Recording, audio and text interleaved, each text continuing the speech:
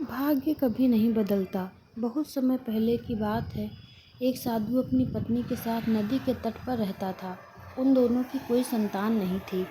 उनकी बड़ी इच्छा थी कि कम से कम एक संतान उनके यहाँ जरूर हो।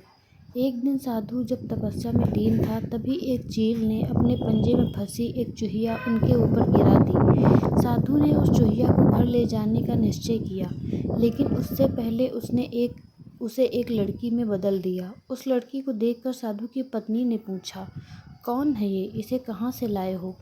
साधु ने पत्नी को पूरी बात बताई। उसकी पत्नी बहुत प्रसन्न हुई और वह बोली, तुमने उसे जीवन दिया है, इसीलिए तुम ही उसके पिता हुए। इस तरह मैं भी उसकी माँ हुई।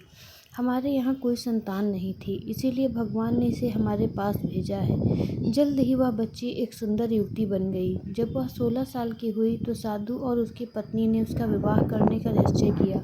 साधु ने सूर्य देवता का आह्वान किया। जब सूर्य देवता उसके सामने आए तो साधु ने उनसे अपनी बेटी से विवाह करने का अनुरोध किया। हालांकि लड़की को यह विचार अच्छा नहीं लगा और उसने कह दिया, क्षमा कीजिए, लेकिन मैं सूर्य देवता से विवाह नहीं कर सकती, क्योंकि वह बहुत गर्म है। निराश साधु ने सूर्य देवता से कहा कि अब वे ही उनकी लड़की के लिए कोई सुयोग्य वर सुझाएं। सूर्य देवता ने कहा, बादलों के देवता से आपकी लड़की की जोड़ी सही बैठेगी, क्योंकि वे ही धूप की गर्मी से उसकी रक्षा कर सकते हैं। साधु ने अब बादल देवता से उसकी लड़की से विवाह करने के अनुरोध किया। इस बार भी लड़की ने विवाह से इनकार कर दिया और बोली, मैं इस काले व्यक्ति से विवाह नहीं करूंगी। इसके अलावा बादलों की गरज से मुझे डर भी लगता है।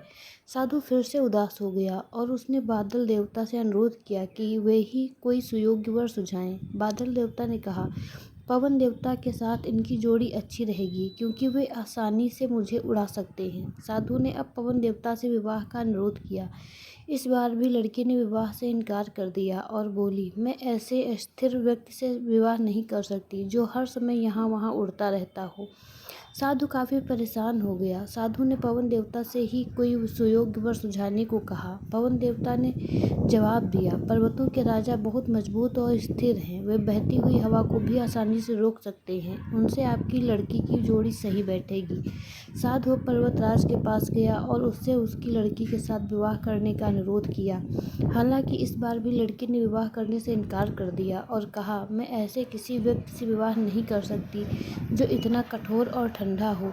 लड़की ने साधु से कहा, किसी नर्म वर को खोजने को कहा। साधु ने पर्वतराज से सलाह मांगी। पर्वतराज ने जवाब दिया, किसी चूहे के साथ ही आपकी लड़की की जोड़ी अच्छी रहेगी, क्योंकि वह नर्म भी है और आसानी से किसी भी पर्वत में बिल बना सकता है। इस बार लड़की को वर पसंद आ गया। साधु काफ़ी हैरान हुआ और बोला, भाग्य का खेल कितना निराला है। तुम मेरे पास एक चूहिया के रूप में आई थी और मैंने ही तुम्हें लड़की का रूप दिया था। धन्यवाद।